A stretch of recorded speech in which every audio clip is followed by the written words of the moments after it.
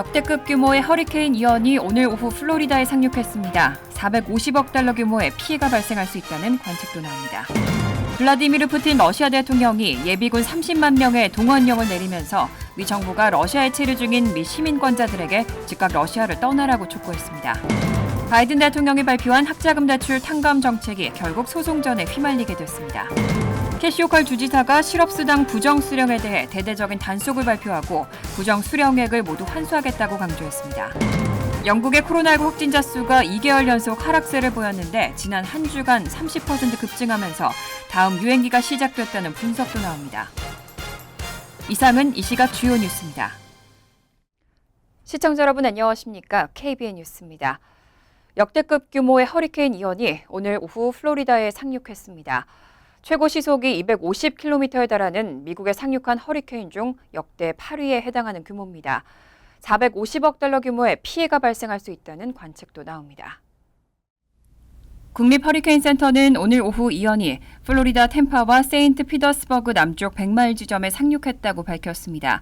당초 인구 밀도가 높은 템파베이 지역에 상륙이 예상됐지만 템파는 직접적인 피해는 피한 것으로 보입니다. 하지만 국립기상청은 플로리다 전역에 엄청난 홍수와 바람을 경고했고 남동부 전역에 폭우가 내릴 것으로 예상했습니다. 이언이 앞서 타격한 쿠바 서부 지역은 폭풍으로 지붕이 뜯기고 나무가 뿌리채 뽑히고 도로가 침수되는 피해를 입었습니다. 피해 대부분은 최서단 피나르델리오 주에 집중됐는데 쿠바 수도 아바나의 전기회사는 폭풍으로 도시의 70% 이상이 정전된 후 현지 시간으로 오후 1시 30분쯤 수도에 대한 서비스를 중단해야 했다고 설명했습니다. 쿠바를 강타한 허리케인은 따뜻한 멕시코만을 지나면서 그 세력이 더 강해져 최고 등급인 5등급에 육박하는 수준으로 상륙했습니다. 템파베이에는 18피트 높이의 폭풍과 헤일이 일고 시속 155마일의 강풍까지 불어 큰 피해가 예상됩니다. 바이든 대통령은 워싱턴 DC 행사에서 플로리다의 긴급 지원 요청을 승인했습니다. 바이든 대통령은 연방재난관리청이 플로리다에 700명의 인력을 배치했고 주지사가 주 방위군 5,000명을 가동했으며 다른 주에서도 2,000명이 추가로 투입될 것으로 예상된다고 말했습니다. 론 드샌티스 플로리다 주지사는 앞선 브리핑에서 허리케인 이언 상륙에 앞서 걸프 해안을 따라 거주하는 주민 약 250만 명의 대피령을 내렸다고 전했습니다. 해안 경비대는 템파, 상트페테르부르크, 매너티 주변 항구를 폐쇄했습니다. 블라디미르 푸틴 러시아 대통령이 예비군 30만 명의 동원령을 내리고 전투력을 보강하고 있습니다. 미 정부는 러시아에 체류 중인 미 시민권자들에게 즉각 러시아를 떠나라고 촉구했습니다. 보도에 이한마음 기자입니다. 주로 미국 대사관은 오늘 대사관 홈페이지에 보안 경보글을 올려 러시아가 시민들을 군에 동원하기 시작했다며 미국 시민은 러시아로 여행해선 안 되고 러시아에 거주하거나 여행 중인 시민은 즉각 러시아를 떠나야 한다고 밝혔습니다. 대사관은 러시아는 이중 국적의 미국 시민을 인정하지 않을 수도 있고 미국의 영사 지원 접근을 거부하거나 미 시민의 러시아 출발을 막을 수도 있다며 이중 국적자를 징집할 수도 있다고 경고했습니다. 미 정부가 자국민에게 러시아 탈출을 공식 권고한 것은 우크라이나 전쟁에서 수세에 몰린 푸틴 대통령이 무차별적인 동원령을 내리고 핵무기 사용 가능성까지 시사하며 긴장이 극도로 고조된 가운데 나왔습니다. 미국인 여행자나 이중 국적의 시민권자가 징집되거나 동원령 반대 시위에 연루돼 체포될 경우 외교적으로 복잡해질 수 있는 상황을 최소화하겠다는 의도입니다. 그만큼 미국도 현재의 러시아 내 상황이 심각하다고 판단하고 있는 겁니다. 국무부는 현재 미 국민의 러시아 여행을 금지하는 여행경보 4단계를 유지하고 있습니다. 4단계는 여행경보 1단계에서 4단계 중 최고 등급입니다. 주 러미 대사관 측은 또 러시아를 떠나는 비행편이 매우 제한적이고 종종 짧은 시간 내에는 이용이 불가하다고 밝혔습니다. 다만 자동차와 버스를 이용한 육로는 여전히 열려있는 상태라며 미 시민권자들이 가능한 한 빨리 독자적인 조처를 해야 한다고 촉구했습니다. 러시아에서는 동원령이 내려진 이후 항공편 예약이 늘고 가격도 폭등하고 있으며 조지아로 넘어가는 국경에 10마일의 차량 행렬이 위성사진으로 포착되기도 했습니다. KBN 뉴스 이한마음입니다. 달러 강세가 이어지고 있습니다. 백악관의 브라이언 디즈 국가경제위원회 위원장은 이런 달러 강세가 강력한 미국 경제를 반영하는 것이라고 밝혔습니다. 백악관의 브라이언 디즈 국가경제위원회 위원장은 어제 워싱턴 DC 경제클럽 주최의 한 행사에 참석해 달러 강세가 강력한 미국 경제를 반영하는 것이라고 밝혔습니다. 로이터에 따르면 디즈 위원장은 글로벌 환경이 매우 불확실한 가운데 우리의 경기 회복이 복잡하지만 그 경제력의 독특한 위치가 강화하는 것을 목도하고 있다고 말했습니다. 해외 국가들의 경제가 약해지는 것이 미국에 끼칠 영향력을 묻는 질문에는 유럽과 영국, 중국을 언급하며 현 정부가 글로벌 성장 궤도에서 특히 약한 지역들을 예의주시하고 있다고 대답했습니다. 한편 미국의 지수 선물은 일제히 하락한 가운데 미 채권의 벤치마크인 10년물 국채 수익률은 4%를 돌파했습니다. 앞서 10년물 국채 수익률은 전 거래일보다 0.1% 급등해 3.976%를 기록했었는데 결국 4%를 돌파하면서 2010년 이후 12년 내 최고치를 기록했습니다. 오늘 서울 외환시장에서 원달러 환율은 전 거래일보다 18.4원 오른 1,439.9원의 거래를 마쳤습니다. 2009년 3월 16일 1,440원 이후 13년 6개월 내 가장 높은 수준입니다. 바이든 대통령이 발표한 학자금 대출 탕감 정책이 결국 소송전에 휘말리게 됐습니다. 퍼시픽 리걸 파운데이션이 정책 시행을 중지해달라며 인디애나주 남부 연방법원에 소송을 제기했습니다. 어제 퍼시픽 리걸 파운데이션 측은 연방 학자금 대출 탕감의 시행을 중지해달라며 인디애나주 남부 연방법원에 소송을 제기했습니다. 이들은 학자금 대출 탕감 조치가 권한을 갖고 있는 연방의회의 승인을 받지 않았기 때문에 불법이라고 주장하고 있습니다. 퍼시픽 리걸 파운데이션의 케일럽 크루켄버그 변호사는 연방정부가 5천억 달러 규모의 이런 프로그램을 만드는 것은 명백한 불법이라면서 법적 권한의 유무뿐만 아니라 새로운 규정을 만들기 위한 의견 수렴 절차와 통지 절차 등도 없었다고 주장했습니다. 이어 스티븐 심슨 변호사는 학자금 대출 탕감이 대출을 이미 상환했거나 받지 않은 사람에게 부당하다고도 주장했습니다. 반면 연방정부에서는 국가 비상사태 시에 학생 재정 지원 프로그램을 면제하거나 수정할 수 있도록 하는 내용을 담은 2003년에 제정된 학생 영웅을 위한 고등교육 구제 기회법이 이번 지원 정책을 정당화한다는 입장입니다. 뉴욕주 노동국의 조사 결과 8월 한 달에만 실업수당 지급액 가운데 1,100만 달러 이상이 사기 수령인 것으로 드러났습니다. 캐시 호컬 주지사가 대대적인 단속을 발표하고 부정 수령액은 모두 환수하겠다고 강조했습니다. 캐시 호컬 주지사는 지난 26일 주 노동국의 조사 결과 코로나19 팬데믹으로 실업 위기가 극심할 당시 실업수당 부정 수령으로 정작 지원이 필요한 뉴욕 주민들은 지원을 받지 못했다면서 8월 한 달에만 실업수당 지급액 가운데 1,100만 달러 이상이 사기 수령인 것으로 드러났다고 지적했습니다. 호컬 주지사는 또 사기성 실업수당 청구는 뉴욕 주민의 재산을 훔치는 것이라며 대대적인 단속에 나서겠다고 밝혔습니다. 이번 주정부 발표에 따르면 실업수당 사기에 대해 조사를 강화할 뿐만 아니라 밝혀진 부정 수령에 대해서는 책임을 물어 처벌받도록 하고 부정 수령액은 모두 환수하겠다는 계획입니다. 주정부는 올해에만 1억 1천만 달러 이상의 부정 수령 실업수당을 환수할 방침입니다. 노동국은 또 강화된 사기 탐지 시스템을 이용해 조사관이 의심 사례 검토를 기존보다 간소화해서 효율적으로 할 수 있게 된다고 전했습니다. 이번 발표에 따라 실직 상태가 아닌데 실업수당을 수령한 것이 밝혀질 경우 부당하게 받은 금액은 모두 환수 조치됩니다. 그동안 의료기관 내에서는 여전히 마스크 착용 의무화가 권고돼 왔는데요. 연방보건당국이 기존의 방침을 중단하고 특정 상황을 제외한 의료기관 내 마스크 착용을 완화했습니다.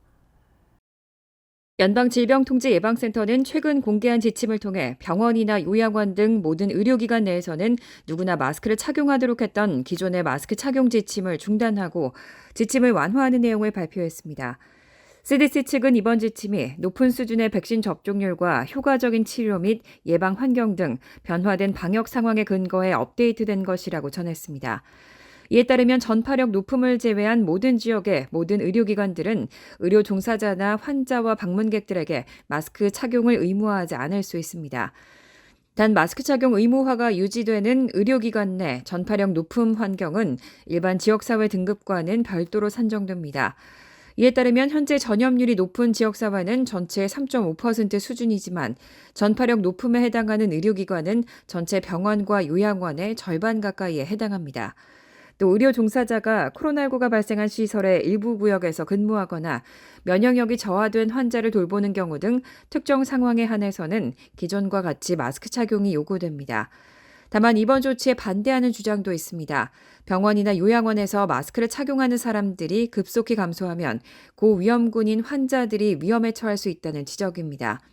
브라운대 공중보건대학 메간 라니 학장은 SNS를 통해 새로운 지침이 노인이나 폐질환자, 화학요법 환자와 임신부 등 취약층을 위험에 처하게 할 수 있다고 우려했습니다.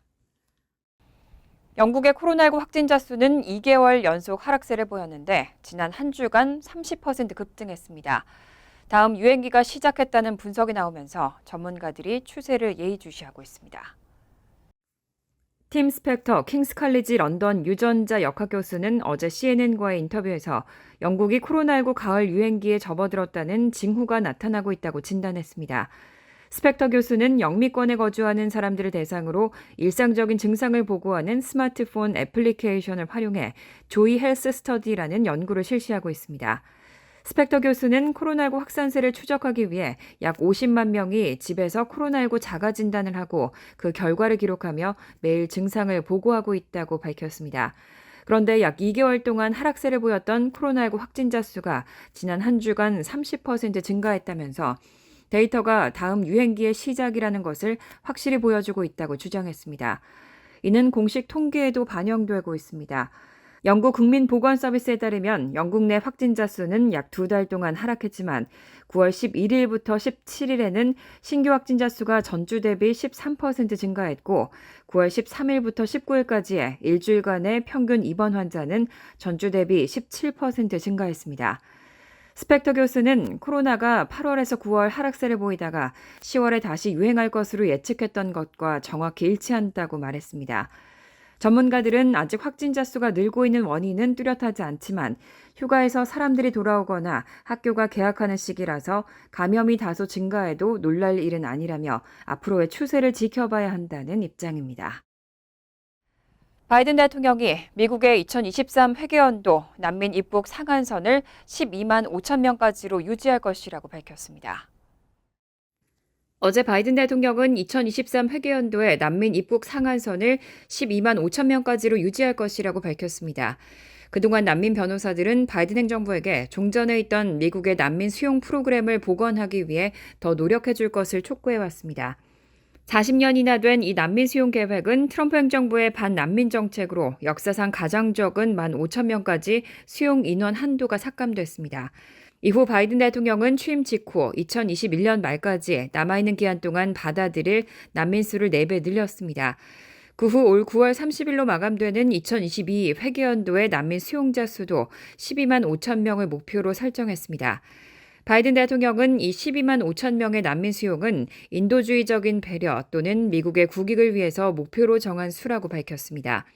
지금까지 역사적으로는 공화당 정부나 민주당 정부에서 모두 9만 5천 명 이하였습니다.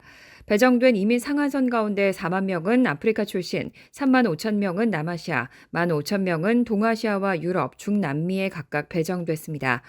바이든 대통령은 그동안 전임 정부가 결정한 관료적인 방어책과 이민 방지 정책들 때문에 생성된 대규모의 이민 적체를 제거하기 위해 분투해왔지만 이민단체들은 유엔 난민기구가 보고한 전 세계 난민이 1억 명 가까운 상황에서 바이든 정부가 난민 수용 한도를 더 높이기 위해 노력해야 한다고 요구하고 있습니다.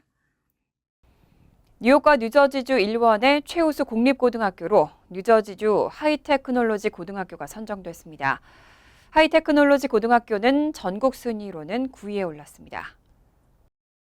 교육평가 전문업체 니치는 전국 공립학교 9만 2,743개, 사립학교 3만 112개, 학군 1만 1,820개를 비교 평가하고 결과를 어제 웹사이트를 통해 발표했습니다.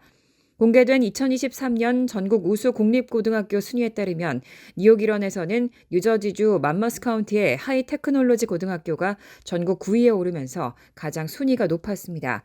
전체 등급에서 A+를 받은 하이테크놀로지 고등학교는 아카데믹, 교사, 대학 준비, 관리 등의 분야에서 A+ 등급을 받았습니다. 이어 뉴저지주 모리스 카운티에는 수학과학 공학 아카데미가 전국 11위로 뒤를 이었습니다. 이 학교는 전국의 과학, 기술, 공학, 수학, 스템 전문학교 중에서는 1위에 올랐습니다. 이어 뉴욕시의 브롱스 과학고가 13위, 스타이븐슨튼 고등학교는 14위였고 뉴저지 버겐 카운티 아카데미가 15위, 뉴욕 스탠튼 아일랜드 텍 고등학교 17위, 타운센 해리스 고등학교가 21위, 뉴저지 바이오 테크놀로지 고등학교가 23위, 유니온 카운티 매그넷이 25위에 올랐습니다. 한편 전국 학군 평가 순위에서는 뉴욕 학군들이 상위에 올랐습니다. 그레이넥은 전국 학군 3위에 올라 지난해와 같은 순위를 유지했습니다. 제리코 유니온 프리 학군은 4위로 지난해 5위에 비해 한 계단 올라섰고 사이오세 센트럴 학군도 지난해 9위에서 올해는 5위로 4계단이나 올랐습니다. 간추린 소식입니다. 국무부는 오늘 북한이 탄도미사일 2발을 동해상으로 발사한 것과 관련해 미국은 북한의 탄도미사일 발사를 규탄한다고 말했습니다. 국무부는 이번 발사가 북한 주변 국가 및 국제사회의 위협으로 다수의 유엔 안전보장 이사회 결의를 위반한 것이며 북한 주변 국가 및 국제사회에 대한 위협이라고 밝혔습니다. 국무부는 우리는 대북한 외교적 접근에 여전히 의지를 갖고 있으며 북한이 대화에 참여하기를 촉구한다면서 한국과 일본에 대한 방위 공약은 굳건하다고 말했습니다. 미주 한인회 총연합회가 또다시 2개로 분열됐습니다. 정명훈 총회장, 홍인선 이사장 등 한인 1.5세대로 구성된 제29대 미주 한인회 총연합회는 지난 24일 텍사스 달라스 르네상스 호텔에서 임시 총회 및 28, 29대 총회장 이취임식을 갖고 새롭게 출범했습니다. 따라서 지난 29일 콜로라도 덴버 통합총회에서 제29대 회장으로 국승구, 김병직 총회장이 공동 취임한 미주 한인회 총연합회와 이번에 텍사스 달라스 임시총회에서 제29대 회장으로 정명훈 총회장이 취임한 미주 한인회 총연합회로 또다시 2개의 미주 총연이 존재하는 분열 상황이 됐습니다. 뉴욕시가 최근 발표한 2022 회계연도 시장관리 보고서에 따르면 2021년 7월부터 올해 6월까지 코로나19 감염을 포함해 근무 중 부상을 입거나 질병에 걸린 경찰은 13,931명으로 집계됐습니다. 2021 회계연도 5,023명보다 무려 177% 급증한 수치입니다. 이 기간 근무 중 신체적 부상을 입은 경찰은 4,261명으로 전년 3,392명보다 25.6% 증가했습니다. NYPD는 2021 회계연도에는 근무 중 부상자의 약 33%가 근무 중 코로나19에 걸렸고 2022 회계연도 역시 많은 숫자가 코로나19에 감염된 것으로 파악하고 있습니다. 뉴저지주 대형 통신회사인 컴캐스트는 최근 자사 직원으로 위장한 사기범들이 고객들에게 요금을 줄여주겠다고 접근해 돈을 요구하는 사례가 잇따르고 있다며 주의해줄 것을 요청했습니다. 컴캐스트에 따르면 먼저 사기범들은 컴캐스트가 제공하고 있는 엑스피니티 서비스 가입자들에게 회사 직원을 사칭하는 전화를 걸고 요금을 절반으로 줄여주겠다고 제안하고 크레딧카드 정보 등을 요구해 돈을 가로채는 것으로 나타났습니다. 컴캐스트는 전문가들로 구성된 안전보증팀을 구성했다며 피해를 당했거나 의심되면 신고해줄 것을 당부했습니다. 환율과 증권 소식입니다.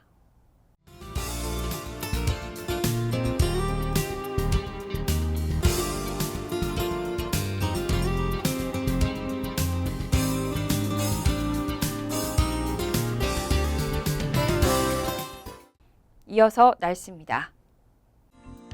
목요일은 화창하겠습니다. 낮 최고 기온은 67도, 섭씨 19도, 밤 최저 기온은 53도, 섭씨 12도로 예상됩니다.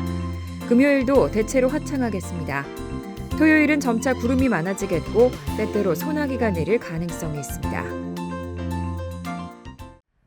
이상으로 KBN 뉴스를 마칩니다. KBN과 함께 즐거운 저녁 되시기 바랍니다.